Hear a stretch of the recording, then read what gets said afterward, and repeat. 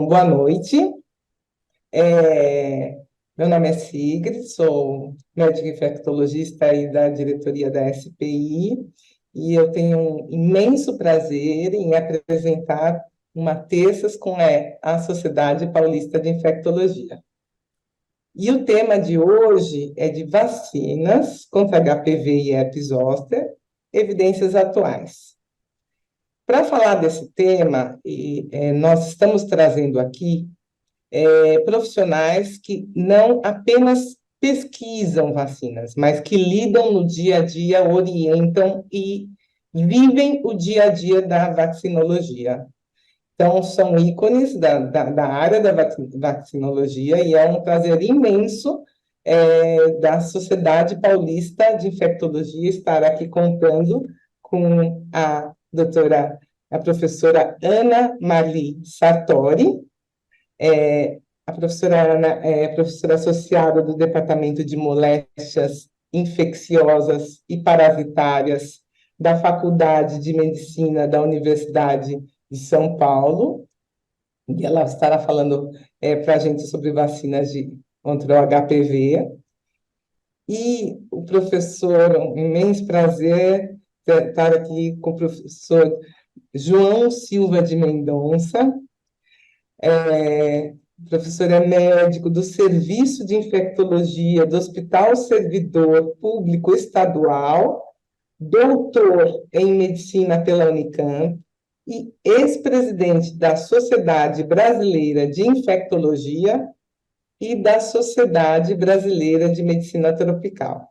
Então, estamos aqui, assim, repetindo, assim, para mim é uma honra estar aqui com esses dois ícones da vaccinologia, e eu gostaria, então, em nome da Sociedade Paulista, introduzir a palavra para a professora Ana Mali para falar de vacina contra HPV.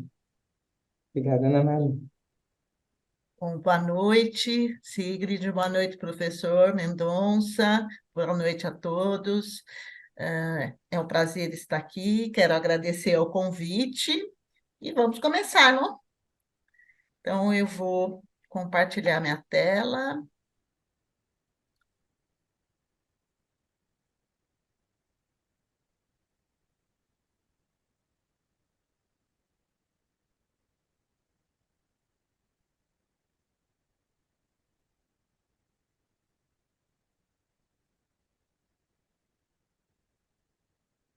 Está Perfeito, vendo? doutora. Ótimo. Bom, então vamos falar das vacinas de HPV, que meu conflito de interesse, lembrando que, na verdade, meu maior conflito de interesse é que eu sou fã de vacinas, que eu acho que essa mesa inteira é. Então, vamos lá. Então, para começar, é importante lembrar sobre a infecção por HPV, que é um vírus bastante frequente, nós temos mais de 200 tipos, sendo que destes, 45 infectam o trato genital. E temos muitos de alto risco, que são aqueles oncogênicos, que são entre 15 e 17, variando de uma referência para outra.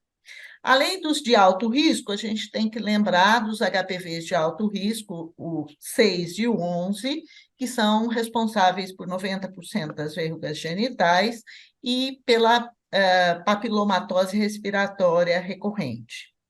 O HPV é a mais comum das doenças sexualmente transmissíveis.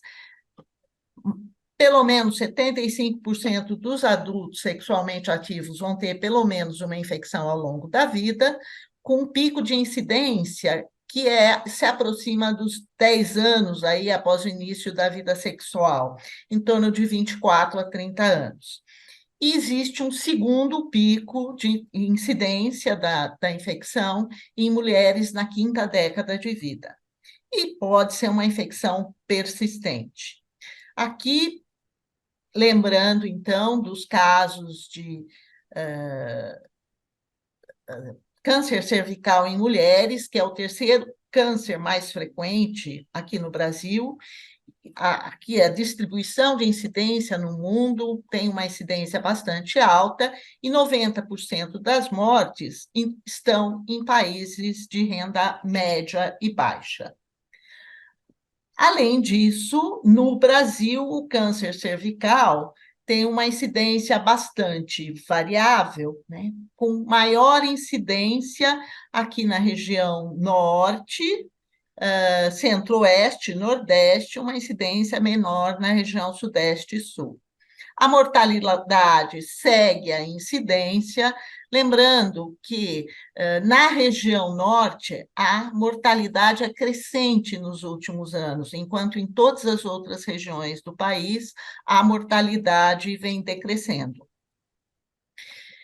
Lembrando também que, além do câncer cervical, o HPV é responsável por aproximadamente 5% de todos os tipos de câncer. Ele está associado também ao câncer anal, vaginal, de vulva, pênis e ao orofaríngeo.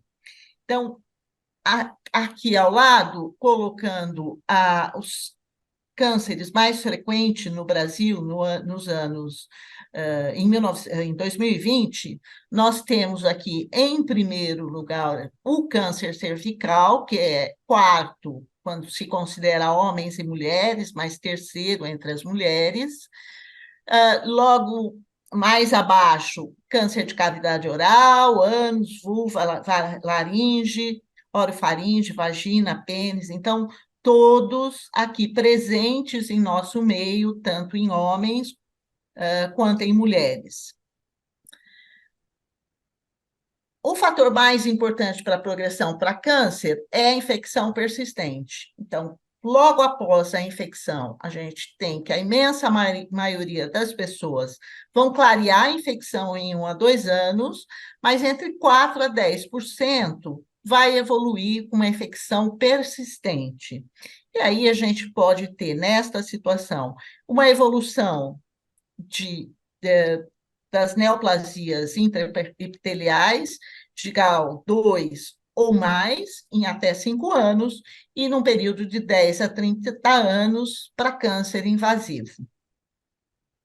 A prevalência do HPV no Brasil, aqui nesse estudo de revisão sistemática, que incluiu 139 estudos, a imensa maioria deles de câncer cervical, mas também de amostra cervical, mas também de pênis, região anal e oral, envolvendo mais de 57 mil participantes, e com detecção do HPV por PCR ou captura híbrida, encontrou uma prevalência de câncer cervical de 25% na população geral, com 17,5% de HPV de alto risco, os mais frequentes, o 16 e o 18, sendo que variava de 24% a 38% na população de baixo e de alto risco. Aqui considerado população de baixo risco, os assintomáticos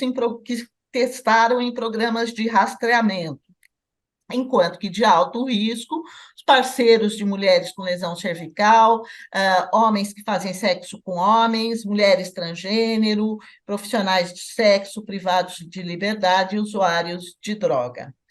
Em região peniana, na população, no geral, 36% de prevalência de HPV, com 18% de alto risco, variando de 25% na população de baixo risco a 54% na população de alto risco. Região anal, quase 26% de prevalência, com 14% dos de alto risco, variando de 22% na população de baixo risco a 31,6% na de alto risco. E o mais baixo, em região oral, 11,9% geral, sendo 4,7% de alto risco, variando de 6,7% na população de baixo risco a 22% na população de alto risco. Vocês observam que, então, a prevalência do HPV em nosso meio é bastante alta.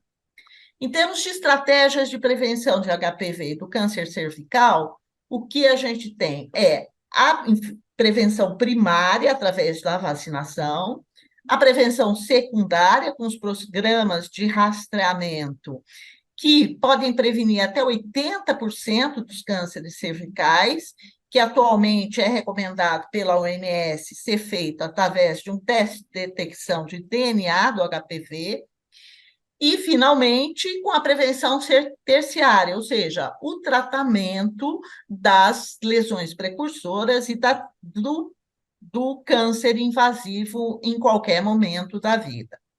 Então, baseado nessas três estratégias, a Organização Mundial de Saúde, em 2020, lançou a iniciativa para a eliminação do câncer cervical como problema de saúde pública, isto é, reduzir a incidência para menos de 4 para 100 mil mulheres, como meta para 2030, através desse programa que envolve 90% das meninas completamente vacinadas contra o HPV aos 15 anos, 70% das mulheres rastreadas com teste de alta performance aos 35 anos e repetido aos 45 anos, e com 90% das mulheres identificadas com lesões cervicais de alto risco e com lesões cancerosas tratadas. Então, esta é a proposta para 2030.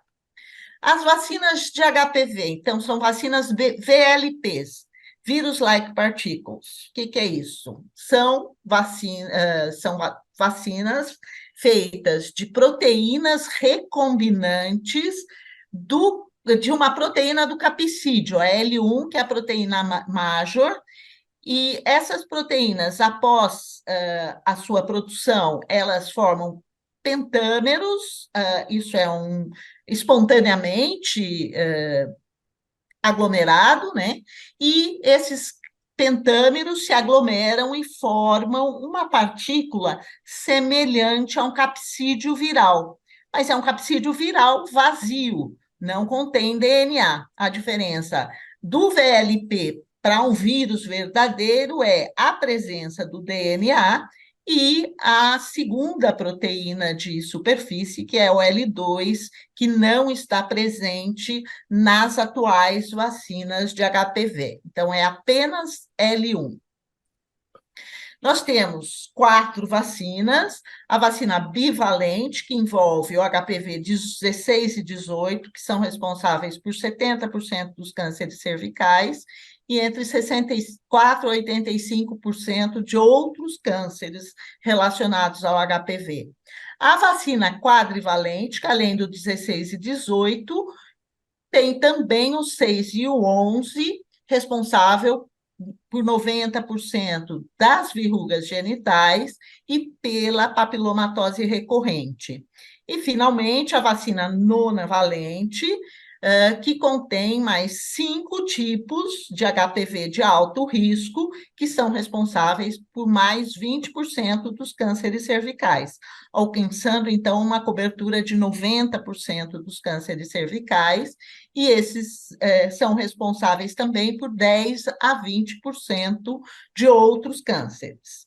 É proposta a vacinação com qualquer uma delas, com esquema de 2 doses aos 0 e 6 meses, e para maiores de 15 anos, com 3 doses, 0, 2 e 6 meses. Atualmente vem sendo discutido a vacinação de uma dose, e eu falarei disso mais para frente.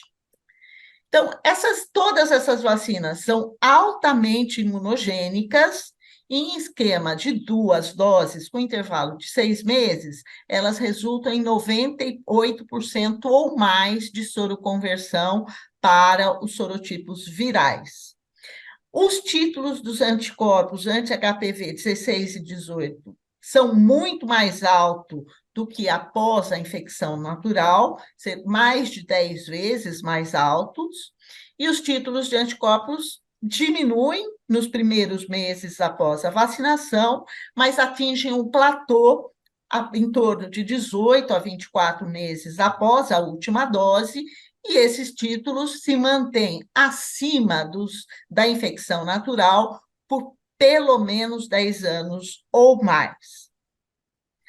Em relação às vacinas, existe uma diferença. A vacina bivalente resulta em títulos de anticorpos mais altos que a vacina quadrivalente ou a nonovalente, e isso se deve ao adjuvante diferente, que é o AS-O4, que é um adjuvante que induz uma resposta predominante TH1, enquanto a vacina quadrivalente possui como adjuvante o sulfato de alumínio, que induz uma resposta predominante TH2.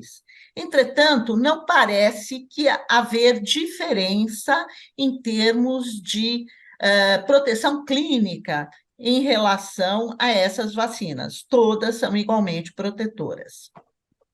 O mecanismo de proteção é através de anticorpo neutralizante e o IgG é o principal anticorpo nas secreções cervicais. Se esperaria que fosse IgA, uma vez que é mucosa, mas é IgG. E esse IgG chega nas secreções cervicais através de transsudação aqui, através do epitélio cervical. A infecção natural resulta em baixíssimos títulos de anticorpos, que muitas vezes não protegem contra uma segunda infecção pelo mesmo tipo do HPV. Existe uma correlação entre os anticorpos séricos e a secreção cérvico-vaginal, mas até esse momento não foram estabelecidos os correlatos de proteção, ou seja, o ponto de corte que separa título de anticorpo protetor e não protetor. A imunidade celular, que é muito importante no clareamento da infecção, parece ter pouco papel na profilaxia das infecções por HPV e nas vacinas. Com relação à eficácia das vacinas em ensaios clínicos de fase 3, esses ensaios, então, foram realizados em mulheres de 16 a 26 anos, e o desfecho estudado foi a prevenção de lesões precursoras de câncer, ou seja, NIC2, 3 ou carcinoma in situ, pelos tipos vaginais, num segmento de 4 anos.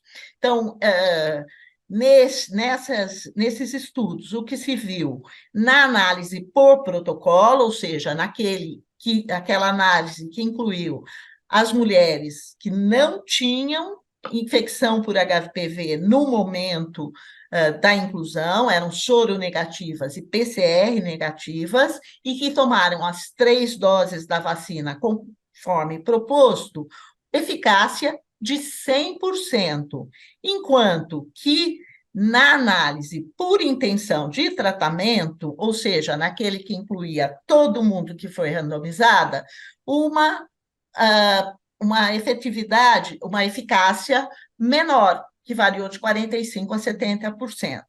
Essa discrepância, se observou, era devido a casos de infecção prevalentes no momento da inclusão. E essas mulheres que eram infectadas no momento da inclusão evoluíram com o desfecho no primeiro ano de segmento. Então, no primeiro ano de segmento, não teve uma grande diferença entre os grupos em decorrência dessa infecção prevalente no momento da inclusão, ou seja, pré-vacinação. Isso mostrou claramente que a vacinação não previne a progressão da infecção já estabelecida e não promove o clearance da infecção, mas ela é altamente protetora como profilaxia. Então, numa análise de intenção de tratamento modificada, que incluiu aquelas mulheres sem HPV na inclusão, que tomaram pelo menos uma dose da vacina, a eficácia foi altíssima.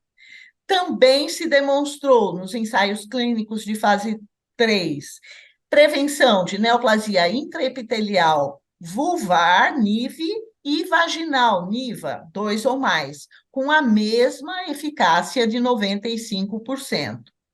Além disso, para a vacina de HPV quadrivalente,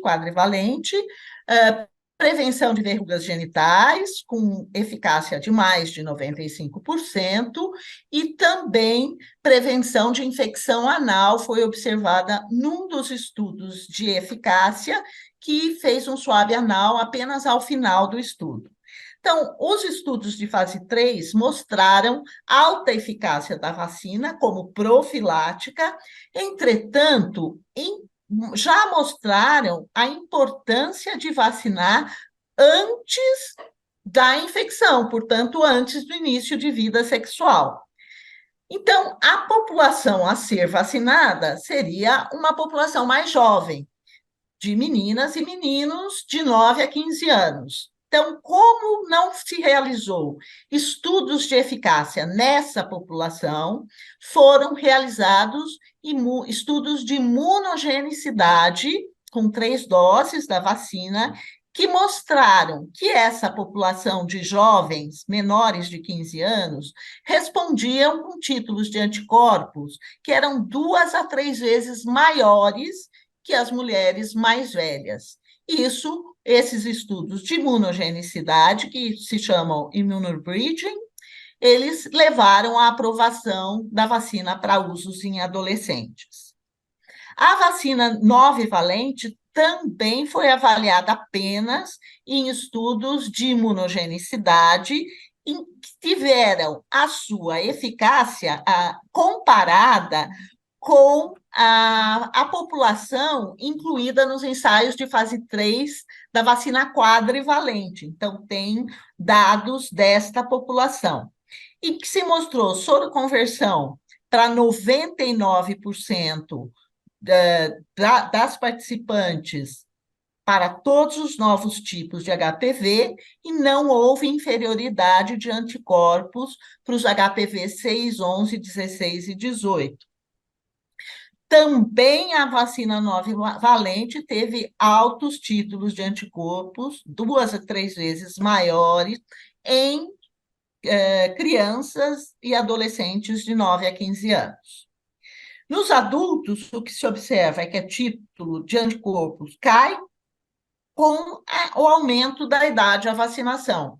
Então, cada vez mais se demonstra a importância de vacinar precocemente. E, finalmente, nesses estudos de imunogenicidade, se demonstrou que, tanto para a vacina bivalente como para a quadrivalente, o esquema de 2 doses, quando feita em intervalo de 6 meses, nos adolescentes de até 15 anos, os títulos de anticorpos são não inferiores a 3 doses nas mulheres mais velhas. Então, vamos mostrar esses dados. Esse é de um dos estudos, aqui por acaso, da vacina bivalente, e o que é interessante mostrar aqui é o HPV 16 e o 18. Nessa linha em azul, é um esquema testado de 2 doses com 0 e 2 meses. Então, vejam, os títulos de anticorpos sobem e caem. Quando feito com 3 ou 2 doses, nós temos aqui um título de anticorpo de 3 doses, aqui subindo, chegando a título semelhante ao de 2 doses com 2 meses, porém caindo menos. E o de 2 doses com intervalo de 0 meses, aqui em azul claro, atinge o título de anticorpo de 3 doses e tem uma dinâmica muito semelhante. Então, é muito importante que no esquema de 2 doses, o intervalo seja de, no mínimo, 6 meses entre as 2 doses, para alcançar uma resposta que é semelhante ao esquema de 3 doses, para o qual a gente tem eficácia demonstrada. Tem os dados mais recentes que mostraram que atrasar essa segunda dose resulta em resposta imune mantida por tempos mais longos. Então, essa é uma proposta que vem sendo feita. O Canadá tem uma província no Canadá, Quebec, no Canadá, usa um esquema mais longo para a segunda dose. Então, é uma possibilidade sempre. Em termos do impacto da vacinação nos países após a introdução. Então, esses dados são de uma revisão sistemática que incluiu 65 artigos, todos países de alta renda, porque eles foram os primeiros a introduzir a vacina, e esses países, então, já tinham 5 a 9 anos após a introdução da vacinação. E eles avaliaram o impacto na população, então, impacto aqui é a avaliação de como evoluiu a doença na população sem separar vacinados e não vacinados. Esses países tinham altas coberturas vacinais, mas aqui a gente vê toda a população. E foi avaliado, então, nas meninas de 13 a 15 anos, mulheres de 20 a 24, mulheres de 25 a 29, e também nos meninos de 15 a 19 e homens de 20 a 24 anos. Importante dizer que nesse período, a imensa maioria dos países adotavam um esquema de vacinação para as meninas, que foi como a imensa maioria dos países começaram a vacinação. Então, a primeira coisa que se observou foi a redução da prevalência de prevalência de HPV, principalmente aqui 16 e 18, maior nas meninas em idade vacinal, redução de 83% em relação ao pré-vacinação, e um pouco menor nas mulheres de 20 a 24 anos, que nem toda essa população foi vacinada. E olhem só, esse estudo na Austrália avaliou, no período em que eles fizeram apenas a vacinação de meninas, comparou a prevalência do HPV em homens de 16 a 25 com homens maiores de 25 até 35 anos. E encontrou uma redução de 78% nesses homens jovens que não eram vacinados. Além disso, nas meninas jovens vacinadas, a maioria, se encontrou uma redução também da prevalência dos tipos 31, 33 e 45, que não estão incluídos na vacina 2, bivalente, quadrivalente. E essa é uma resultante, então, de uma proteção cruzada. Então, a gente observa proteção de rebanho para os não vacinados e proteção cruzada para outros tipos de HPV. Em termos clínicos, a primeira redução que se observa após a introdução de um programa de vacinação é nas verrugas genitais. Então, vejam, em meninas de 13 a 19 anos, redução de 67%, nas mulheres de 20 a 24, 54% de redução, e redução, inclusive, nas mulheres de 20 a 25 a 29 anos, que, em sua enorme maioria, não foram vacinadas, 31%. Assim como redução nos meninos, de 15 a 19, 48% de redução, e nos homens de 20 a 24, 32% de redução, mostrando, portanto, um impacto com proteção de rebanho para os não vacinados, para verrugas genitais aqui, nos países que adotaram a vacina quadrivalente. Ainda nesse estudo, se observou redução de lesões precursoras de neoplasia intraepitelial cervical, grau 2 ou mais, de 51% nas meninas mais jovens, 31% nas mulheres de 20 a 24 anos. E nos Estados Unidos, um estudo já mostrou redução de carcinoma in situ.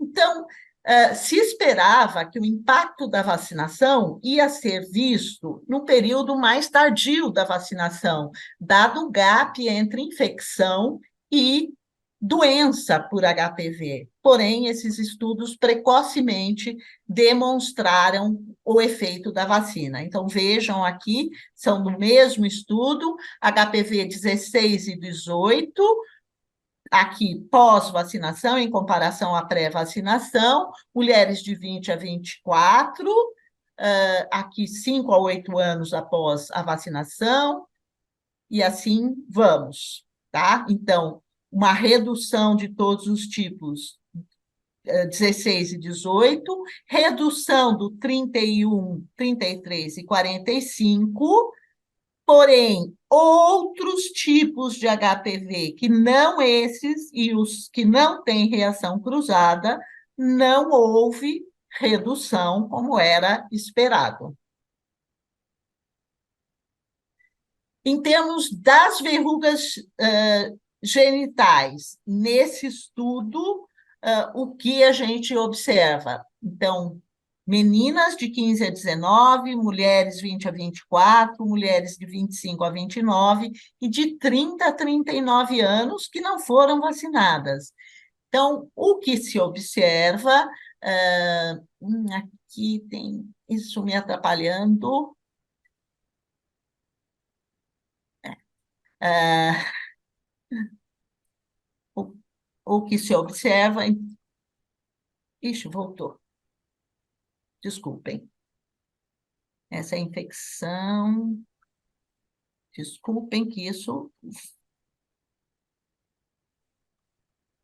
Aqui. Nas verrugas genitais. Então, aqui.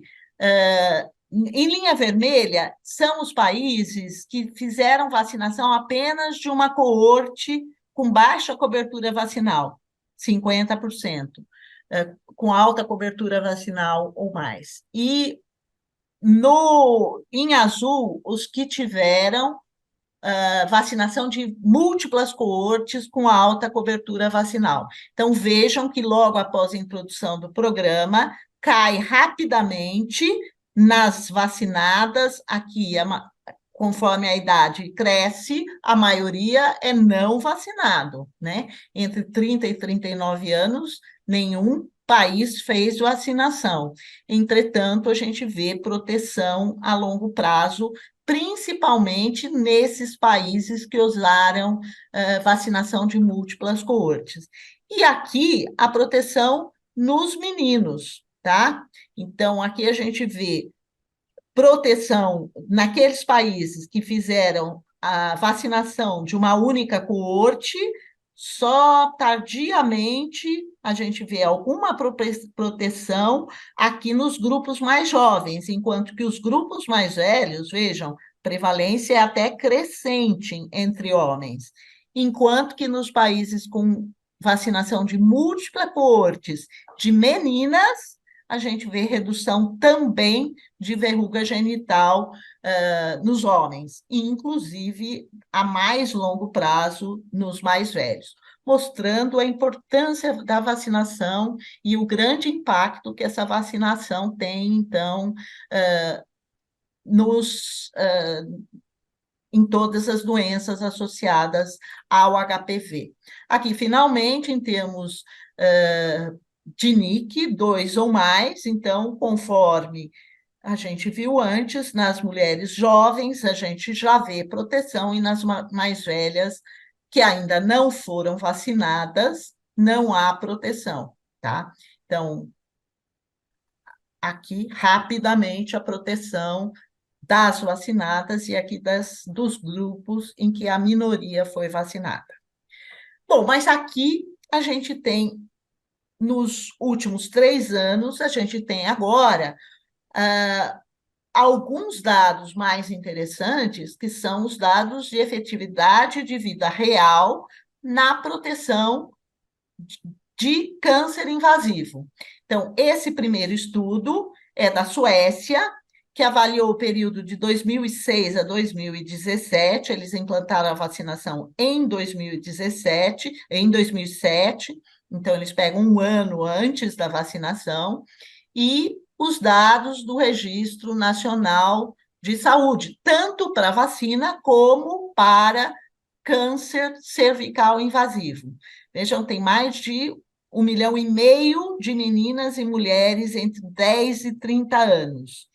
E o que se viu? Se viu que aqui,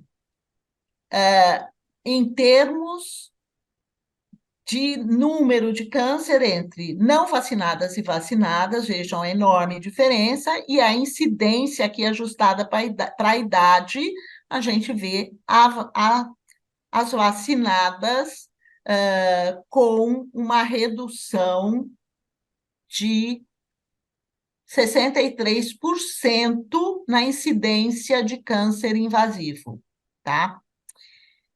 Quando eles separaram por idade a vacinação, aquelas meninas que foram vacinadas antes dos 17 anos tiveram uma incidência, uma redução de incidência de câncer de 88%, que é o que a gente vê aqui, olha. Essas são as não vacinadas e essas, em verde, as vacinadas antes dos 17 anos, até os 17 anos. Enquanto que aquelas que foram vacinadas entre os 17 e os 30, a redução foi aqui de 53%. Então, mostrando agora, com dados de vida real, a importância da vacinação precoce. Nesse estudo, eles tentaram outros cortes aqui em idades mais tardias e não faz mais diferenças. A partir dos 17 anos, a eficácia da vacina reduz mesmo a efetividade, muito provavelmente porque as meninas já foram expostas ao HPV. Esse outro estudo agora da Dinamarca também avaliou a efetividade da vacina quadrivalente contra câncer. Também é um estudo observacional de base populacional, que usa toda a população dinamarquesa, com os registros nacionais de vacinação e de câncer, quase 1 milhão de mulheres, 867 mil mulheres entre 17 a 30 anos, que foram residentes no país nesse período aqui de vacinação. Eles tiveram 504 casos de câncer cervical, sendo que a imensa maioria não vacinadas, que tem algum problema. Os números aqui têm algum problema, mas foram só 179 vacinados. Então, a incidência foi de 11,3 entre as não vacinadas e 6,7 entre as vacinadas. Então, com incidência ajustada para a idade e para outros fatores, né? E estratificado agora por idade a vacinação. Naquelas meninas que foram vacinadas antes dos 16 anos de idade, que correspondia a 36% da população deles. Então, a gente vê aqui as não vacinadas e as vacinadas com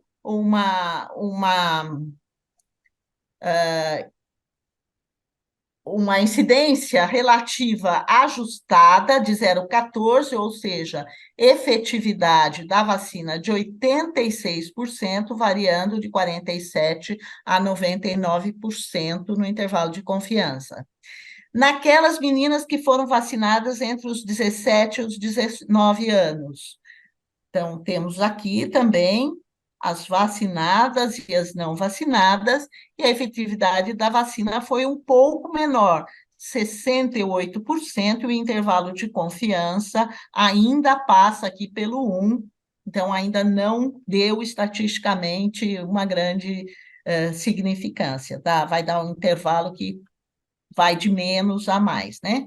E, finalmente, nas mulheres vacinadas entre os 20 e 30 anos, a gente não observa uma diferença entre vacinadas e não vacinadas. né? Os intervalos se sobrepõem, então não teve efetividade demonstrada até este momento, que foi, então,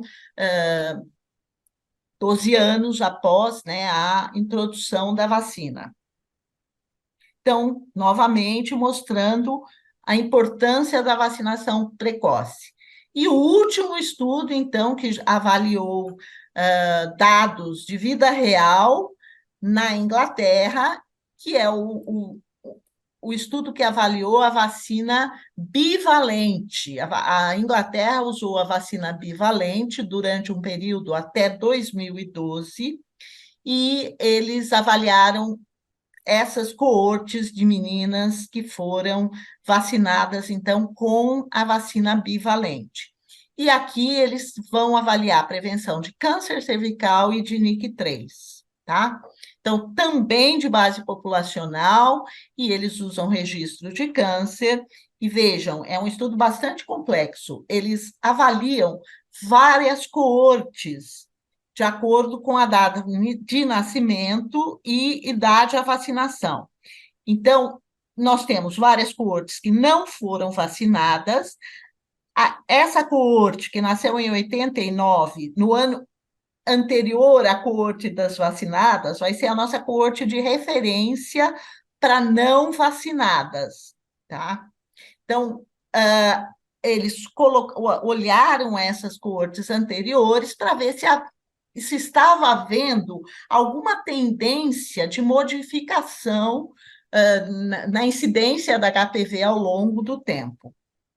E aí nós temos essas coortes, 3 coortes de meninas vacinadas, que podem ter sido vacinadas ou aos 12, 13 anos, desculpem, aos 12, 13 anos, aos 14, 16, ou aos 16, entre 16 e 18 anos, tá? Elas eram vacinadas de acordo com o ano escolar, porque na Inglaterra a vacinação é feita nas escolas. Aqui a idade em que é feito o rastreamento e a cobertura vacinal, que foi maior nas mais jovens do que naquelas vacinadas mais tardiamente. Ixi, travou aqui? Ah, foi para trás. Para frente. Olha, E travou meu. Doutora, Oi, você dá um consegue? clique. Vai. Aí, foi. Foi, agora foi. É porque ele foi para trás em vez de ir para frente. Então, Perfeito. aqui o total de casos, aqui câncer e aqui NIC3, tá? Aqui a nossa coorte de referência e as coortes vacinadas. A gente pode ver claramente uma diminuição aqui dos casos, né? Mas nós precisamos ver isso já ajustado para a idade. Então, aqui temos nossa coorte de referência não vacinada, então teve uma incidência de câncer cervical aqui de acordo com faixa etária, aos 20, 24, ou rastreamento de 24 a 26, ou entre 26 e 30, tá? E aqui de NIC3. E aqui a nossa, então, coorte vacinada. Só comentário aqui em relação às coortes anteriores.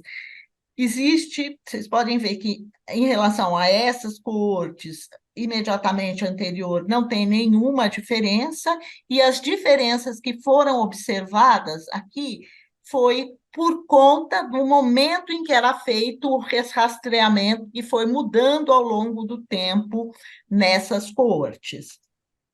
Então, naquela coorte que foi vacinada entre os 16 e 18 anos, eles observaram, olha, uma redução de incidência de câncer, que passou de 1,8 para 1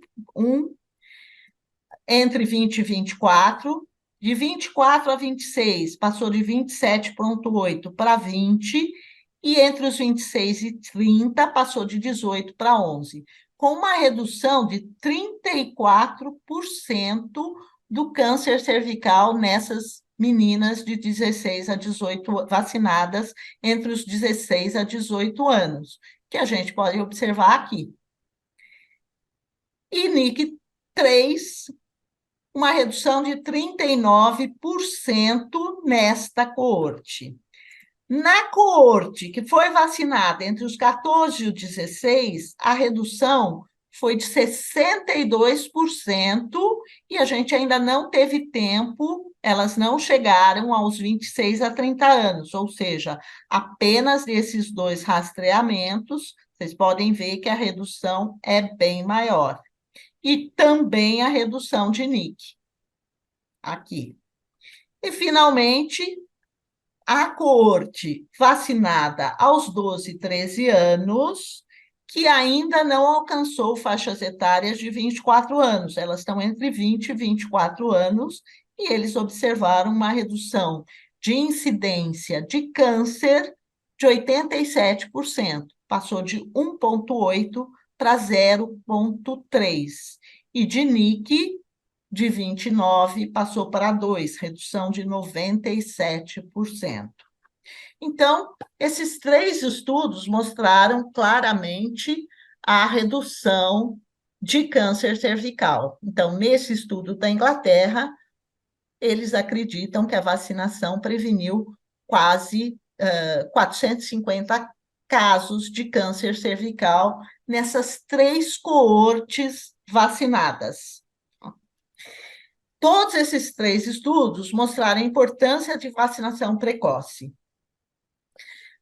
Bom, outra coisa que é importante dizer é sobre a vacinação dos homens e dos meninos. Então, lembrando que a vacinação protege de infecção em outros sítios, principalmente infecção anal, mas também infecção em pênis, anal, perianal, perineal, ou seja, protege de infecção de HPV em todo o local. Quando se usa programas de vacinação de meninas que têm baixa cobertura vacinal, a vacinação dos meninos pode aumentar a cobertura global e a proteção indireta de toda a população.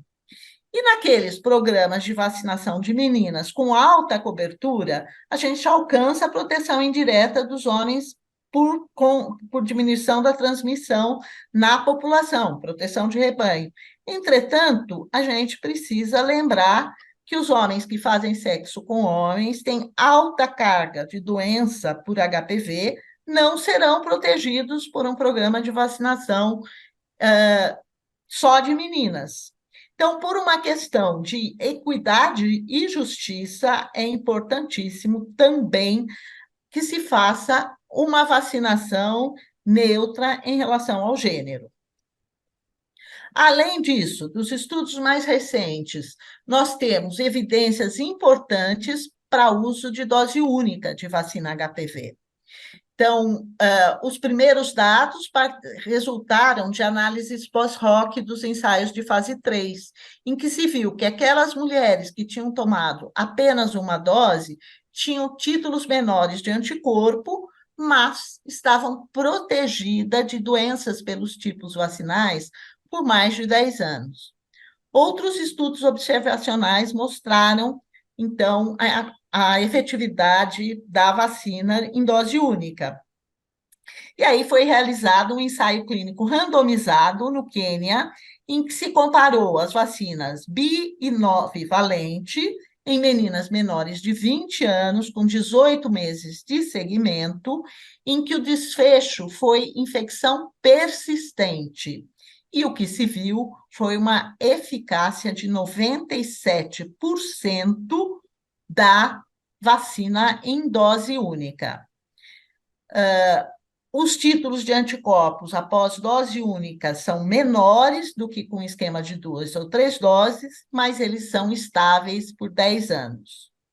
Então, nós temos dados hoje que mostram eficácia e efetividade de infecção persistente pelos HPV 16 e 18, sendo que a dose única é comparável ao esquema multidose por até 10 anos.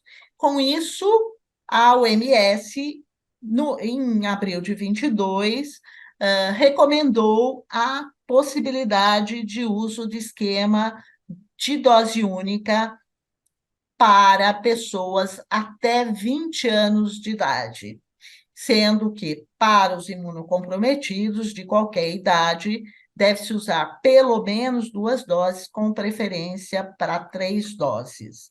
Então, o uso de dose única e o uso de 2 doses, com flexibilidade na administração da segunda dose, facilita a logística dos programas de vacinação, diminui custos, permitindo que um maior número de pessoas seja alcançado pelo programa de vacinação.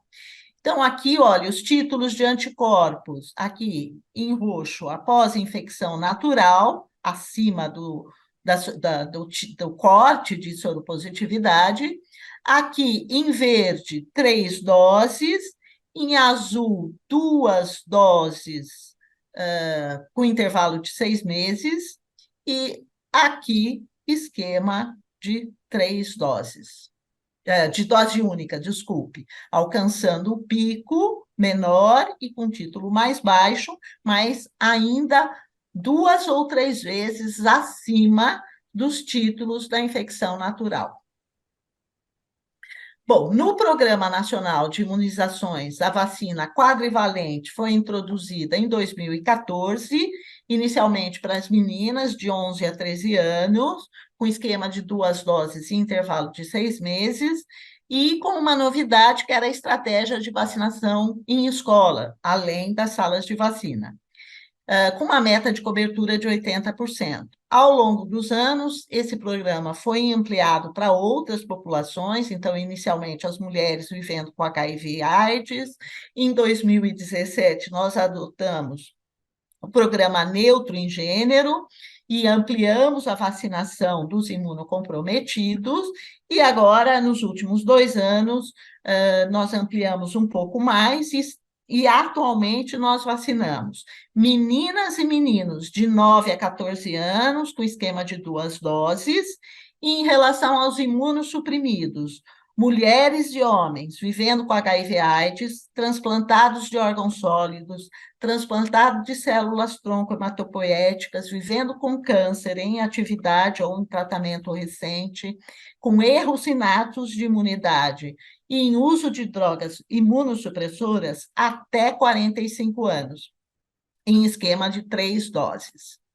Nós já temos dados de efetividade da vacinação no Brasil. Então, esse é um estudo transversal de prevalência de infecção, o POP Brasil, que avaliou, então, a prevalência no período de setembro de 2016 a novembro de 2017, em unidades básicas de saúde, com entrevista e coleta de material biológico. E o que a gente viu, então?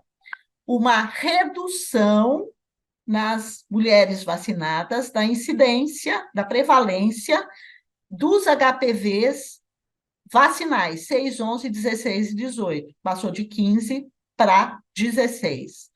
Houve uma redução do 16 e 18, que são os tipos de alto risco, passou de 12 para 4,85. Então, a gente pode ver aqui, em azul as não vacinadas e em verde as vacinadas. Aqui para o 6 teve diferença estatisticamente significativa, para o 16 também, para o 11 e para o 18 ainda não.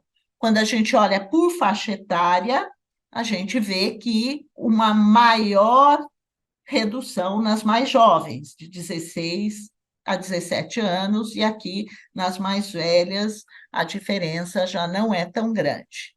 Esse estudo observou um aumento dos HPVs de alto risco, excluindo 16 e 18, nas vacinadas em relação às não vacinadas. E isso foi estatisticamente significativo. Isso, aumento de HPV não incluído em vacina, não foi observado em nenhum outro estudo no mundo. Então, isso realmente precisa ser observado de maneira mais significativa no Brasil. Entretanto, nossas coberturas vacinais não são das melhores. Então, esse é o último estudo publicado pelo Ministério da Saúde. Avaliar a cobertura de vacinação de HPV é bastante complexo, porque as meninas e os meninos agora têm vários anos para serem vacinados, né? Desde os 9 até os 14, ou seja, ao longo de vários anos, então tem que ir somando as doses aplicadas ao longo dos anos. Então, é bastante complexo. O que nós temos que nessas coortes, nesse período aqui, de 17 a 22, a cobertura vacinal das meninas foi de 76% para a dose 1 e para a dose 2, vejam, uma taxa de abandono que se aproxima de 20%, 57% apenas. E para os meninos, a cobertura vacinal bem mais baixa, 52% para a dose 1, caindo para 36% para a dose 2. Tem uma importante diferença regional, os mais escuros são os menos vacinados, então o mais escuro é menos de 30% de cobertura, e o que a gente vê é uma menor cobertura aqui na região norte, em segundo lugar, nordeste, centro-oeste para a dose 2. E para os meninos, segue o mesmo padrão, a região norte, centro-oeste, nordeste na dose 2 tem menores coberturas. Então, um dos grandes problemas são as fake news, associando eventos adversos, principalmente eventos neurológicos, à vacinação. Então, nós tivemos em Bertioga um evento logo no início da vacinação que teve uma resposta rápida, mas depois nós tivemos o evento do Acre, que durou vários anos antes que tivesse uma resposta satisfatória, né? Alguns daqueles adolescentes foram selecionados, né, dos adolescentes supostamente com reações neurológicas associadas à vacina, foram selecionados para ter uma investigação mais profunda, que está relatada aqui nesse paper, e não se encontrou associação com a vacinação.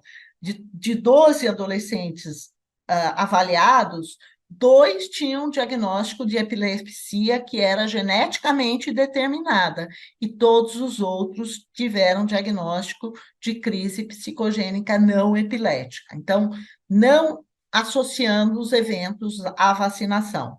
Entretanto, mesmo assim, as coberturas vacinais no Acre são as mais baixas do país. Então, isso ainda é um problema e nós ainda temos sequela desses eventos. Lembrando que as vacinas são altamente seguras e que, além de cefaleia, fadiga, dor local, a única coisa que se observou na rotina foram síncopes, que são associadas à reação de ansiedade pós-vacinação e que ocorreu em várias partes do mundo. Então, concluindo, as vacinas de HPV são seguras e efetivas, e um programa de vacinação de HPV com alta cobertura vacinal associado a um programa de rastreamento e tratamento das lesões tem o potencial de eliminar o câncer cervical como problema de saúde pública, como proposto pela OMS, e também de reduzir carga de doença de outros cânceres associados ao HPV e de reduzir as doenças associadas ao HPV nos homens. Obrigada, desculpem. Muito obrigada, professora Ana Maria. É muito legal a Desculpa aula. ultrapassar o Gente, tempo. Me animei. a gente se anima mesmo. É muito um tema muito importante e um impacto importantíssimo na infecção, na doença. Eu vou deixar as perguntas para o final. Tenho imenso de prazer de convidar a fala o professor Mendonça para falar sobre vacina contra a herpes zoster. Fique à vontade, professor. Muito obrigada pela presença. Vamos.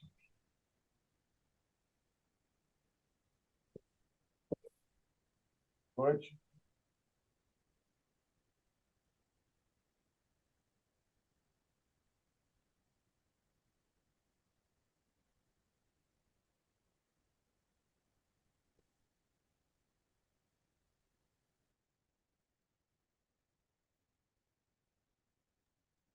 Boa noite a todos. Perfeito, doutor. Boa noite a todos. Uma enorme satisfação de aceitar o convite da SPI e a oportunidade de estar presente a convite da colega Sigrid e compartilhar esta sessão com a colega Ana Maili. Todos somos vacinologistas. Não tenho conflitos de interesse para esta apresentação e, ao se tratar da vacina de Zoster, vamos iniciar recordando a estrutura do vírus varicela zoster. É um DNA vírus, na sua parte externa, anexada ao envelope lipídico, notamos a presença de espículas formadas por glicoproteínas. E a importância destas glicoproteínas está no fato de que elas permitem a ligação do vírus com a célula que será infectada e a penetração intracelular. No vírus varicela zoster, são abundantes estas glicoproteínas, classificadas por ordem alfabética, A, B, C, D e aí por diante. 3 delas são muito frequentes: a glicoproteína B, a E e a H, a G. Eu destaquei entre elas a glicoproteína E, por ser ela a principal mediadora da ligação do vírus com a célula do hospedeiro e permitindo, assim, a fusão e penetração da célula. Vamos guardar isso, a glicoproteína E, com esse papel importante na fisiopatogenia da infecção viral. Recordando rapidamente, a infecção primária por esse vírus provoca a varicela. A partir daí, a presença de células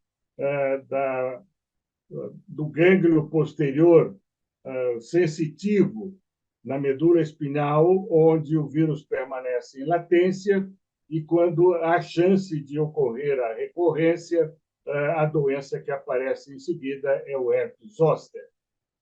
Uma questão interessante para logo de início ser discutida é se a incidência de zoster vem aumentando. A possibilidade de que isto esteja ocorrendo cabe, e é possível que nós estejamos tendo problemas, fundamentalmente voltados para aquilo que se chama de booster exógeno, ou seja, a possibilidade da pessoa que alberga o vírus latente estar cada vez mais carente da exposição a casos, sobretudo, de varicela. Eu destaquei, nesse sentido, uma frase de uma publicação da doutora Anne Gershon e seu grupo, um dos ícones do estudo do vírus varicela zoster nos Estados Unidos, onde é feita a menção de que esta reexposição ao vírus varicela zoster, através do contato com pessoas doentes, possivelmente protegeria os indivíduos com infecção latente do adoecimento de zoster. Então, esse booster exógeno está cada vez mais carente e, portanto, poderia ser, junto a outros fatores, a explicação pela qual a incidência de zoster parece que é crescente em toda a humanidade.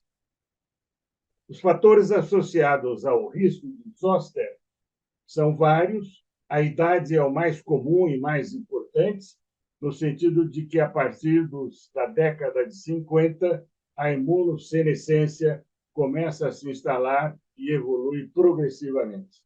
Mas, além da idade, todas as condições de imunocomprometimento, seja por doença ou por tratamento, ou ambos, favorecem a recrudescência do vírus, e levar em conta que doenças crônicas, mesmo não categorizadas claramente como sendo imunocomprometedoras, também favorecem a recrudescência viral com os zoster.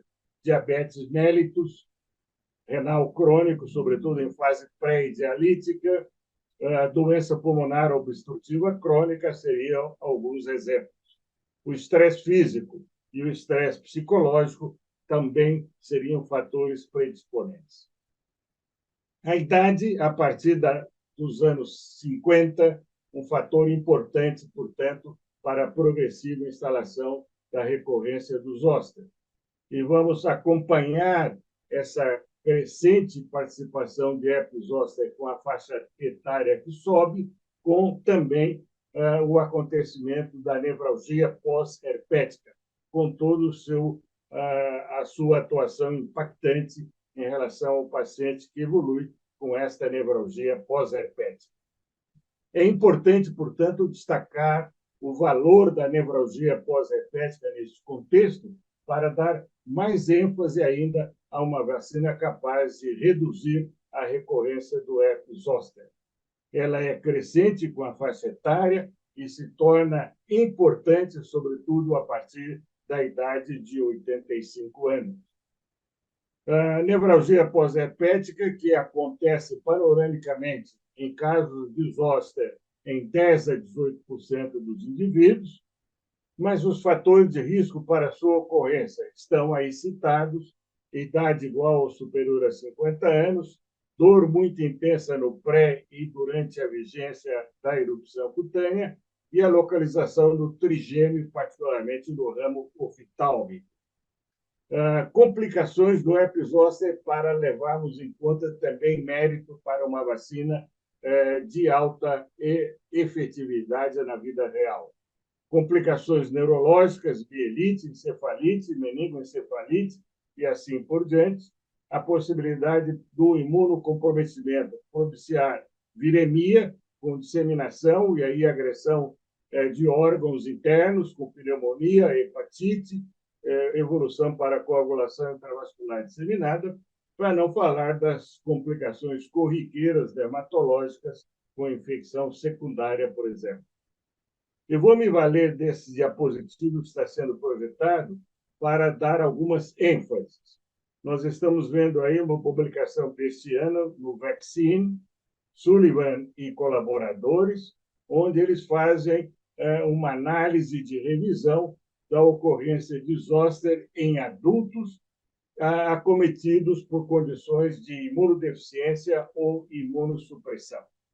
Na base dessa sequência que vamos analisar, começamos com os adultos para qualquer idade, com o risco de herpes zoster estimado em 4,47, e vamos vendo cifras progressivamente maiores: diabetes, esclerose múltipla, doença intestinal inflamatória, artrite reumatoide, lúpus, doença pulmonar obstrutiva crônica, HIV, tumores sólidos, transplantados renal, transplante cardíaco e, ao final, vou destacar, porque isso vai ser interessante na análise sequencial, doenças malignas hematológicas com elevadíssimo risco e, particularmente, transplante de medula óssea ou de células hematopoéticas iniciais, com o risco destacadamente o mais elevado de todos.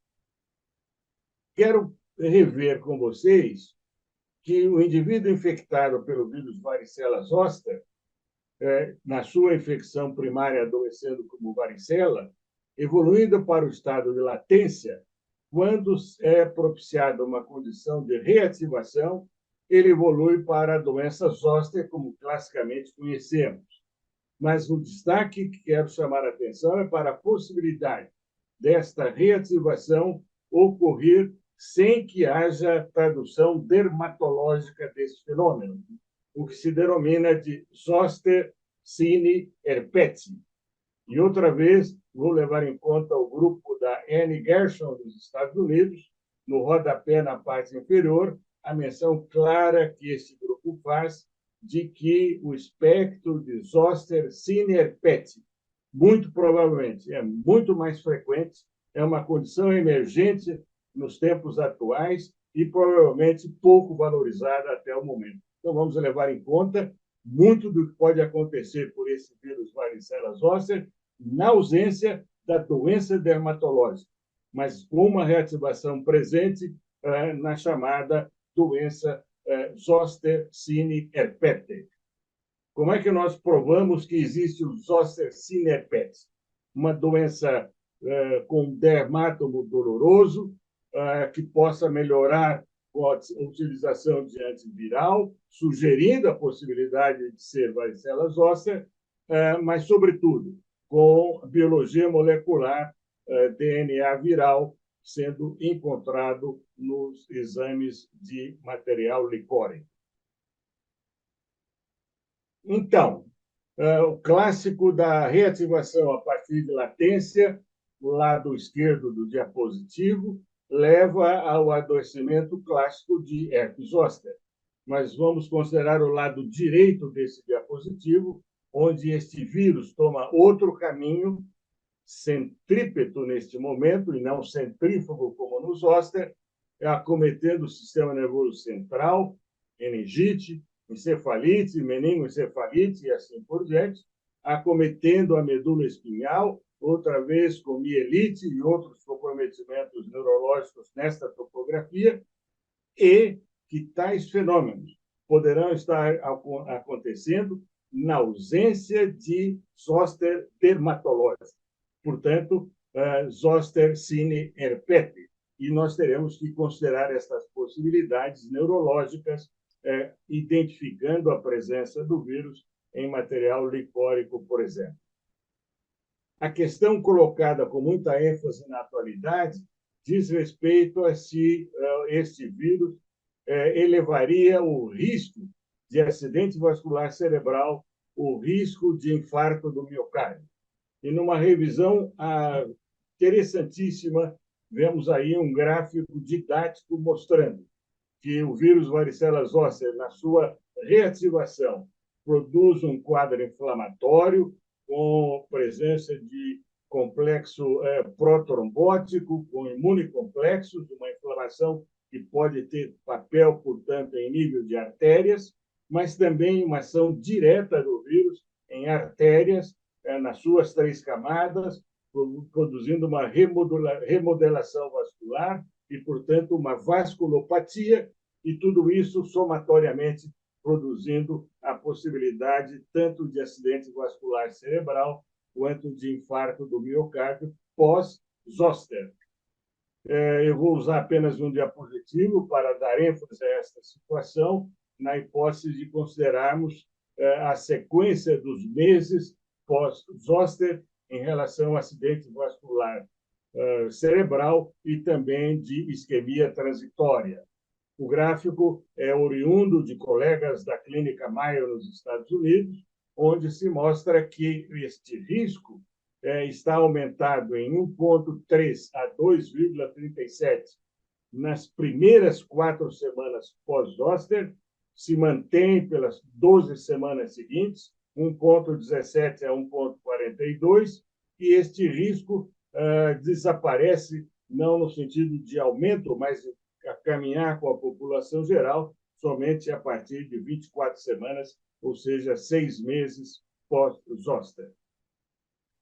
Nós estamos saindo da pandemia do Covid-19 e uma questão levantada era se a Covid-19 poderia favorecer o zoster reativado ou não. Uma análise também recentissimamente publicada, considerando mais de 2.400.000 pessoas acompanhadas por um período de 1 ano, em partes iguais, 1.200.000 doentes e outro grupo não doente, como o grupo controle, acabou mostrando um risco adicional de zoster pós-Covid-19 de 1,59, com variações dependendo de qual é a complicação considerada. Esses autores chamam a atenção claríssima de que quem adoece de Covid-19 deve ser cuidadosamente monitorizado pelo risco crescente, maior que na população geral, de adoecimento de herpes zoster por pelo menos 1 ano pós-Covid-19. Evidentemente, para não fazer vínculo não correto, a mesma análise para mais de 2 milhões de pessoas vacinadas revelou que não há risco de zoster pós-vacina, dando uma taxa de 0,91, portanto, sem vínculo estatístico de zoster pós-vacinação específica para o SARS-CoV-2. Nós temos uma vacina antiga, licenciada em 1996, uma vacina de vírus inativado, usando a mesma cepa oca empregada na vacina de varicela, apenas que com um inóculo mais potente, aproximadamente 14 vezes a mais, para produzir uma resposta em imunossenescentes ou em imunocomprometidos. Uma dose apenas, aplicação subcutânea na região deltoide, licenciada nos Estados Unidos pelo FDA a partir de 50 anos e pelo ACIP-CDC a partir de 60 anos, chamando a atenção de que estes resultados são razoáveis apenas. Aí estão gráficos dos estudos pivotais que levaram à aprovação da vacina. À esquerda, a prevenção do zoster, mostrando que ela é útil em 51,3% dos indivíduos vacinados maiores de 60 anos. Uma cifra de 64% entre 60 e 69, e uma cifra muito ruim de 38% apenas para os 70 anos ou a mais. Do lado direito, nós temos a redução de nevralgia pós-herpética para essas mesmas populações. E aí o resultado é bastante razoável, com uma redução de 69,8% da ocorrência de nevralgia pós-herpética, caso haja falha vacinal. Estudo de vida real, portanto, saindo dos pivotais, eu tomei como exemplo esse estudo feito pela Kaiser Permanente, na Califórnia, nos Estados Unidos. E o que ele nos conta? Que no primeiro ano pós-vacinal, 2/3 dos indivíduos vacinados estão protegidos, com falha de 1/3 no primeiro ano. A partir do segundo ano pós-vacinação, a cifra decai para 45% de efetividade. No caminhar de 3, 4, 5 anos, ela se estabelece com aproximadamente uma taxa invertida. Apenas 1/3 protegido e já falhando em 2/3 dos vacinados. Para, finalmente, a partir de mais de 5 anos de seguimento, a vacina está praticamente desprovida de qualquer benefício. 16% entre 6 e 7 anos e praticamente inútil a partir de 7 anos de vacinação.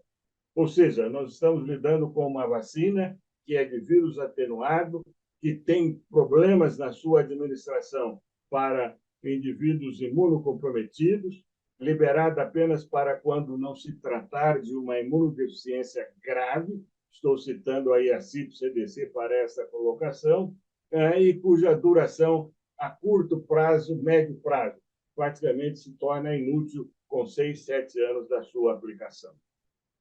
Então, os imunocomprometidos ficam alvo em dúvida se ou não devem ser vacinados com esse produto vacinal, e o conselho que se dá é que, nesses casos específicos, o grau de imunossupressão presente deva ser avaliado por um especialista, ou um imunologista, ou nós, infectologistas, ou os vacinologistas que entendem do assunto, para ver se há vantagem sem risco correspondente para a utilização dessa vacina de vírus atenuado.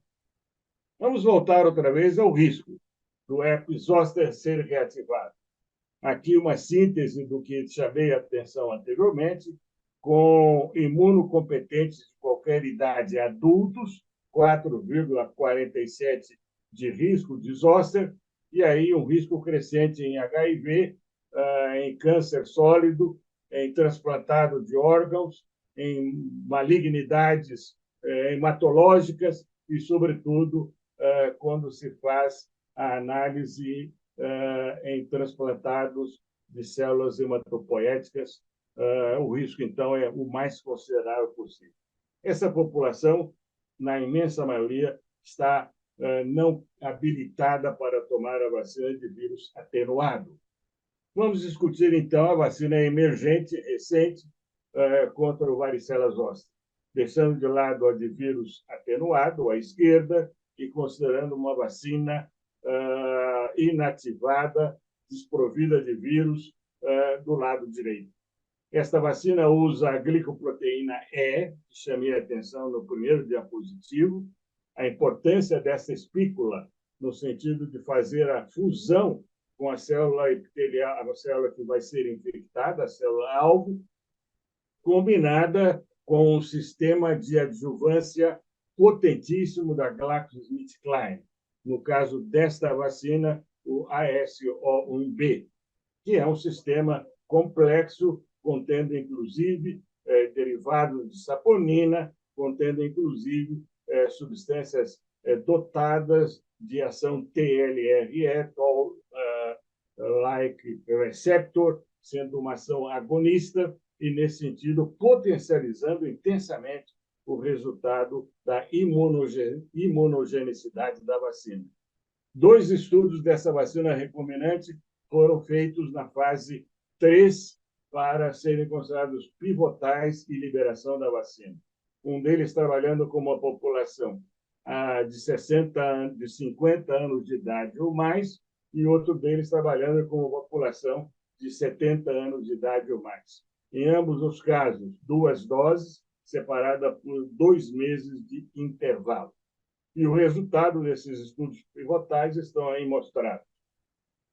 Em relação à proteção da recorrência do zoster, a partir de 50 anos de idade, uma taxa global de redução de 97%, até 59 anos, 96%, até 69 anos, 97%, praticamente igual. E na população de 70 anos ou mais, uma proteção de 91,3% global, até 79 anos, 91,3%, a mesma taxa, e a partir de 80 anos, um pequeno decréscimo de 91,4% de proteção. Uma vacina, portanto, surpreendente na sua eficácia, com cifras de proteção e redução de zoster muito superiores ao produto anterior. Em relação à nevralgia pós-herpética, também o resultado é brilhante. Na população de 50 anos ou mais, até 70, 100% de redução de nevralgia pós-herpética, e na população de 70 anos ou mais, uma redução 70, 79, 93%, acima de 80 anos, uma queda para 71%. E o gráfico é bastante elucidativo, basta apenas olhá-lo. Esta avaliação é feita até 48 meses, portanto, 4 anos, e o que nós verificamos é que no grupo vacinal ocorreram 31 casos de herpes zoster contra 300 casos presentes no braço placebo. Portanto, um resultado muito favorável em relação a esta nova vacina. Uma questão de importância é saber a duração da proteção. E aí nós já temos cifras que, outra vez, destoam importantemente do produto anterior.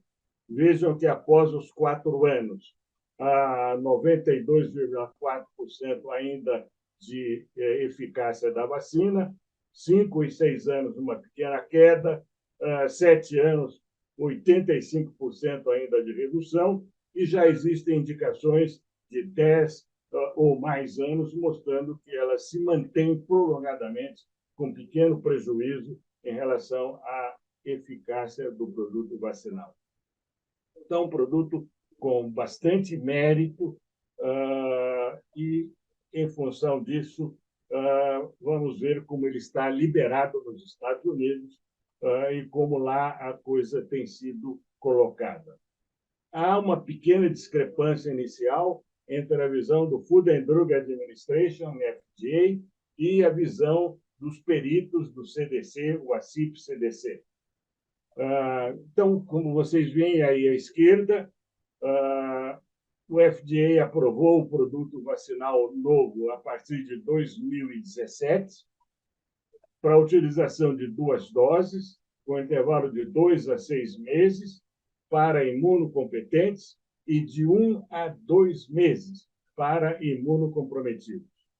Essa visão do FDA, envolvendo já imunocomprometidos como validade para a utilização vacinal, não foi aceita de imediato pelo ACIP-CDC, Vejam na parte inferior, no seu guideline de 2018, considera esta vacina apenas para imunocompetentes, não autorizando ainda em 2018 a utilização para imunocomprometidos, como está aí do lado direito, revelada uma porção enorme de imunocomprometimentos, potencialmente pessoas merecedoras da utilização dessa proteção vacinal. E por que isso ficou assim? Diz o ACIP-CDC, a ausência de dados confiáveis mostrando a validade da vacina na população imunocomprometida. Então, vejam no topo aí desse diapositivo que em 2021, um grupo de trabalho do CDC fez uma análise de todas as publicações, eram 5 naquele momento, que foram realizadas como estudo de fase 3 para imunocomprometidos, avaliando não só a eficácia, mas também a segurança da vacina nessas populações. 3 desses 5 estudos estão mostrados aí.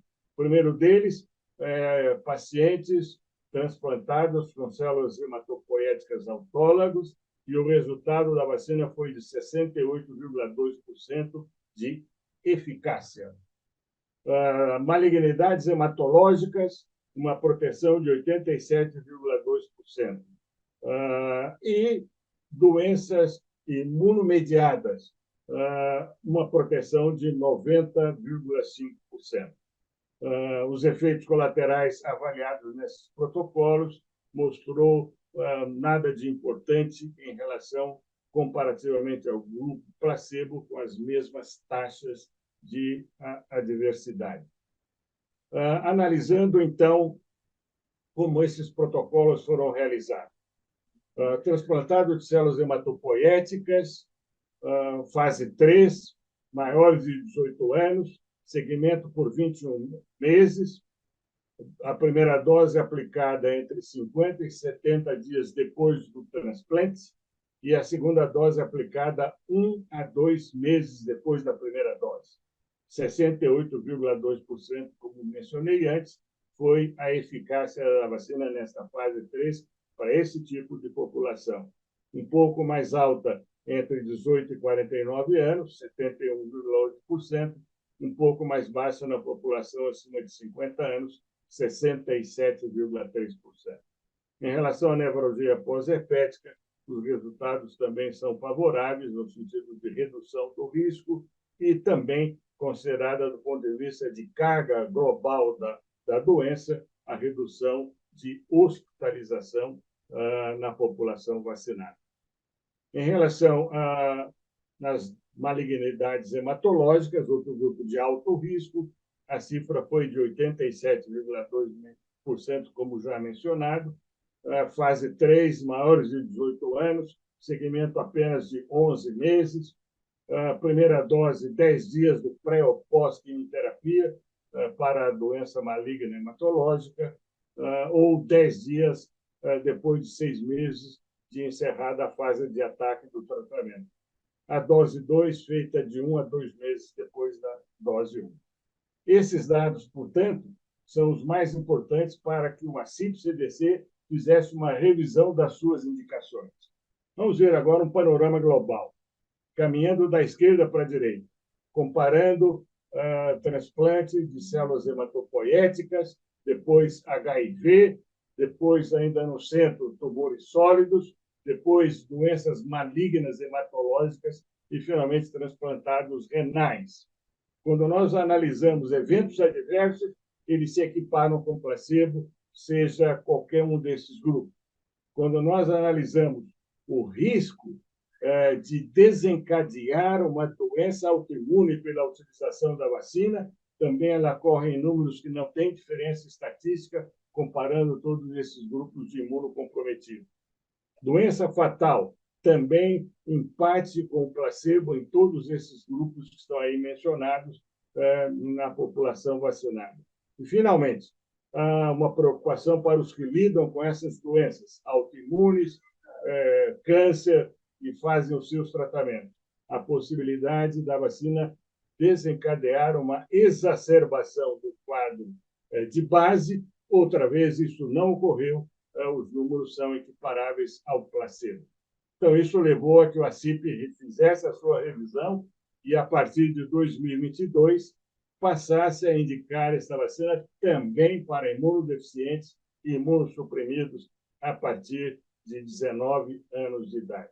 Uma vacina, portanto, com uma larga quantidade de população candidata a ser vacinada, portanto, com segurança, inclusive, pela análise dos dados adversos comparados entre placebo e o grupo vacinal. A indicação é de 2 doses, intervalo entre as doses de 2 a 6 meses, podendo encurtar para 1 mês se há rapidez de conseguir a proteção para esse imunocomprometido. Comentário de que, se o intervalo ultrapassa 6 meses, é só dar a segunda dose, não há necessidade de reiniciar o esquema vacinal. E o comentário de que, para esses imunocomprometidos, se possível, vaciná-los antes do seu tratamento imunocomprometedor, ou, se ele já está na vigência do tratamento imunocomprometedor, ver o timing perfeito, ou melhor, a janela, quando houver já orientação de manutenção, e não usar a vacina para não prejudicar a sua efetividade em plena ação de ataque terapêutica para esses pacientes. Não aconselho a vacinação de grávidas, creio que por falta de experiência. Manda considerar, se for o caso, vacinar no período puerperal. Comenta que a coadministração com outras vacinas tem sido feita sem que haja interferência e sem intensificação de eventos adversos. Chama destaque para a vacina de Covid-19 e a vacina influenza, podendo ser feita a vacina zoster na mesma sessão, e chama a atenção de que os que vão ser vacinados devem ser alertados para reações adversas, particularmente com destaque para a dor local, bastante incomodativa na maioria dos pacientes, mas também para menos frequentes efeitos adversos classificados como de grau 3, mencionando que, não sendo reação anafilática, o paciente deve ser encorajado a tomar a segunda dose, mesmo tendo um efeito adverso de grau 3. Pessoas com história de herpes zoster também devem ser vacinadas, porque existe a possibilidade de segundo, terceiro ou mais episódios de recorrência do zoster. E uma colocação, vamos talvez até merecer a discussão, que para utilizar essa vacina, o indivíduo tem que ter história de varicela, tem que ter tido vacina de varicela, tem que ter tido história de herpes zoster, mas se ele não tem nada disso, de forma documental ou de forma registrada de adoecimento ou vacina, precisaria de uma evidência laboratorial de que ele já teve experiência prévia com o vírus varicela zoster. E a questão que se coloca, e acho ela muito interessante, é a frase que está me dizendo que essa vacina não está indicada e não tem sido estudada na prevenção de varicela. Não é? Pessoalmente, eu colocaria que não vejo nenhuma contraindicação e creio até que ela terá benefício vacinal muito importantes. Por que o ACIP-CDC faz essa colocação? Pelo rigor que eles têm de não liberar nada que não tenha estudo provando que é assim mesmo que se espera que aconteça. Efeitos colaterais. 1 em cada 10 dos vacinados são efeitos leves, apenas a dor chama a atenção no local da vacinação. Outras coisas, dor muscular, fadiga e pouca coisa importante, acontecendo até 1 em 100. Prurido no local da injeção, incômodo no local da injeção, além da dor e mal-estar, acontecendo em 1 até 1000, linfadenopatia e manifestações dolorosas articulares, e acontecendo 1 para 100 mil ou mais, reações de hipersensibilidade, erupção cutânea reacional à vacina, urticária, edema neurótico, tudo isso numa taxa excepcionalmente não comum. Muito obrigado pela atenção e, evidentemente, se houver espaço e interesse para discutir algum tópico, me coloco à disposição. Agradeço, professor Mendonça, pela maravilhosa palestra.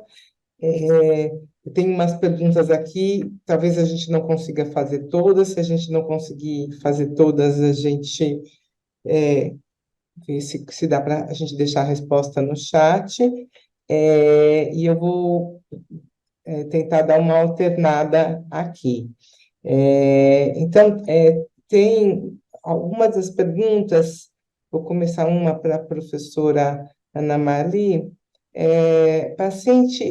Uma participante, ela é transplantada renal há um ano, e ela fez uso da primeira e segunda dose da quadrivalente. A pergunta é se valeria a pena receber um reforço com a nonavalente.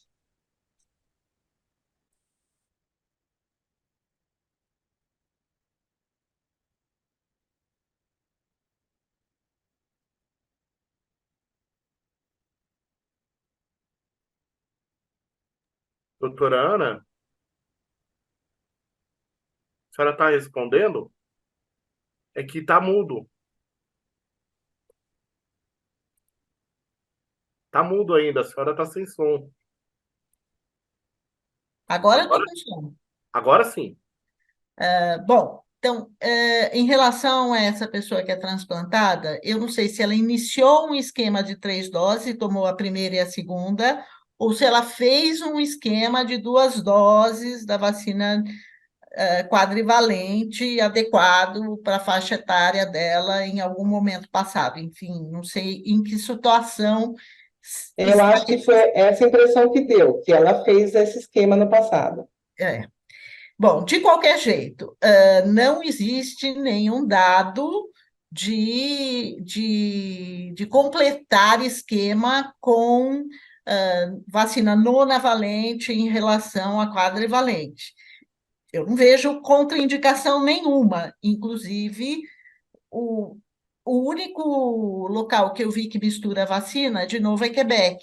Quebec tem um esquema muito interessante de vacinação de 2 doses, usando uma vacina nonavalente na primeira dose, faz a segunda dose 5 anos depois com vacina bivalente. Né? Eles usam, então, um esquema de uma dose e fazem um reforço. Só que aí com uma vacina bivalente, garantindo proteção para o 16 e 18 mais intensamente, né? Então, não existem dados na literatura de você começar com uma, terminar com outra, mas não tem contraindicação também, tá? Chamando atenção que para pessoas imunocomprometidas, o esquema de uma dose, que seria o caso dos 5 sorotipos adicionais na vacina nonavalente, não é o indicado, tá? Legal. Agora, uma pergunta para o professor Mendonça. Uma vez que tem um episódio de zoster, quanto tempo deve se esperar, se recomenda a vacinação?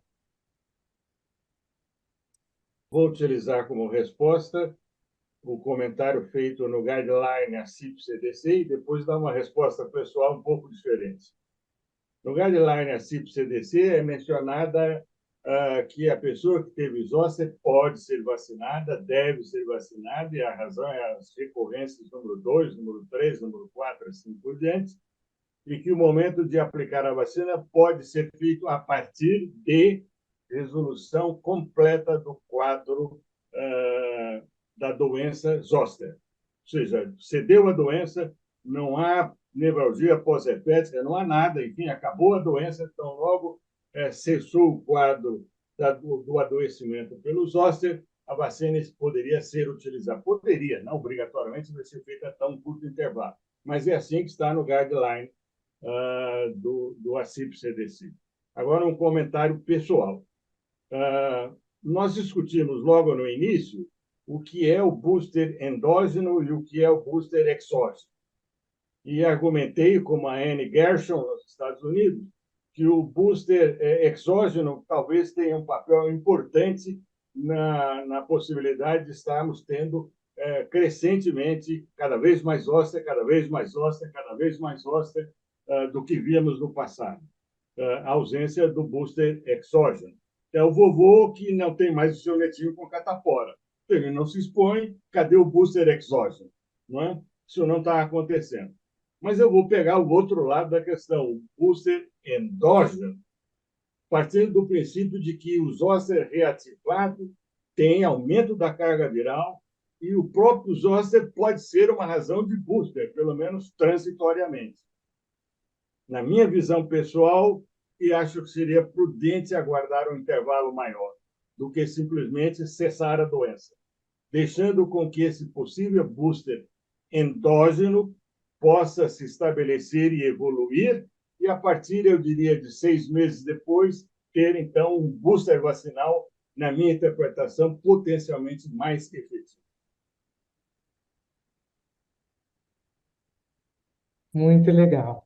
Eu vou tentar dar uma juntada aqui em umas outras questões que versam mais ou menos sobre a mesma dúvida, que é a pessoa que ou já teve infecção, ou já teve condiloma, né, ou está numa faixa etária mais velha, mas não está exatamente em estudo, como o homem que faz sexo com homem. Então, seriam em situações que houve maior chance de ou já ter um tipo de infecção documentada, ou maior chance de acontecer se ter benefício. Estou juntando várias questões. Tem um estudo recente que mostrou a eficácia da vacina em mulheres vacinadas até os 45 anos, tá?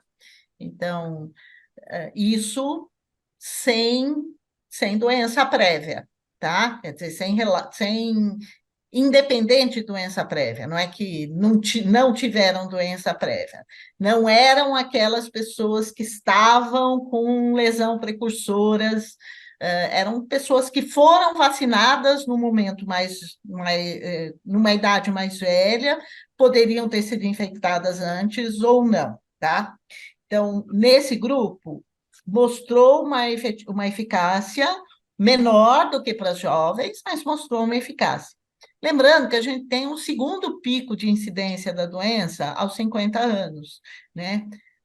E que, portanto, uma vacinação nessa faixa etária protegeria nesse segundo pico de infecção.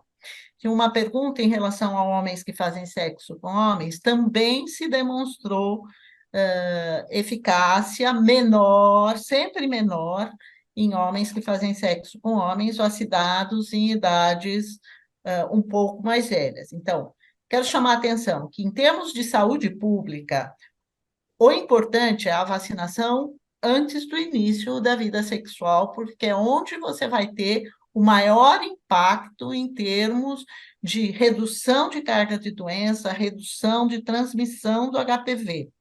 Pensando individualmente, as pessoas mais velhas podem sim se beneficiar da vacinação. Tá?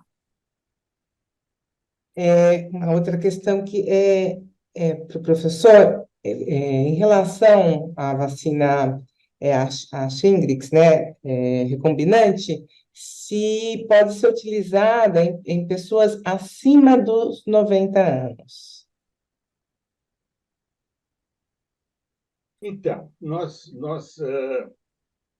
talvez não estejamos dando a necessária valorização da chamada imunossenescência. A partir dos 50 anos para frente, ela se instala significativamente e é crescente. Anos 60, anos 70, anos 80, e aí vai. A imunossenescência é inexorável e vai levando a que a nossa competência imunológica vá sendo reduzida década após década. Então, uma pessoa com 85 anos, eu vou pegar essa cifra porque ela está citada permanentemente, terá um risco de zoster superior a 50%, e em tendo zoster, terá um risco de ter nevralgia pós-herpética, com toda a situação impactante que isso possa causar em uma pessoa idosa, em mais de 50% também. Então, as cifras aí são terríveis a partir da década dos anos 80. E, evidentemente, isso só piora a partir daí, década dos 90 e assim por diante. Mas, em contrapartida, a imunossenescência já está avançada. E, portanto, pelo menos do ponto de vista de expectativa, não há estudo pivotal analisando essa população, nem estudo observacional pós-marketing analisando essa população, mas a expectativa é que a imunossenescência já tenha alcançado um certo grau de comprometimento que poderá inferiorizar o benefício da vacina, como nós vimos na fase pivotal. Quando você separa até 70, a cifra é muito alta, quando você passa dos 70 para 80, a cifra já cai um pouquinho. Então, a partir dos 80 vai cair mais, e a partir dos 90, especulativamente, vai cair bastante. Mas não há contraindicação à vacinação. Olha, mais uma última, não vou. Uma pessoa que tenha tomado a vacina de prevenção da varicela, ela deve repetir a vacinação com essa vacina nova a partir dos 50 anos? Então, a CIP-CDC diz no seu guideline que a vacina estaria liberada para quem já teve varicela, para quem já teve zoster, seja por história documental, seja por exame laboratorial, enfim. Ele pressupõe que a vacina cabe para quem já é experimentado com o vírus varicela zoster, seja por doença, varicela ou zoster anterior, seja por vacinação prévia, a vacina anterior de vírus inativado também serve nesse caso. Todos eles é que têm indicação da nova vacina e deixam em aberto se poderia utilizar a vacina para quem é 0 quilômetro com vírus varicela zoster. Quando, então, o que você pretende não é proteger o zoster, é proteger a varicela, já que ele é 0 quilômetro, ok? Eu, pessoalmente, acho que o CDC, assim, falta apenas uma publicação do estudo bem feito mostrando. Acho claríssimo que a vacina vai funcionar e vai proteger a varicela. Olha, vamos ter que ir pelo avançado da hora fechar. A gente já está muito divertido, a gente não vai, infelizmente, poder ficar mais, já estamos bem adiantados. Eu gostaria de agradecer muito demais a participação da professora Ana Marli e do professor Mendonça. Foi uma delícia poder aprender bastante com vocês, e acredito que todo mundo tenha curtido bastante. Agradeço, vou fechar, eu não vou conseguir continuar o chat, tá bom? Muito obrigada, agradeço a participação de todos, foi bem legal, a participação no chat também foi muito intensa. Muito legal, no meio de um feriado, todo mundo interessado. Muito legal. Então, acho que podemos terminar. Siga-me para a Ana Marli. Tchauzão. Muito obrigada, viu, Ana Marli? Muito obrigada, professora. Tudo de bom.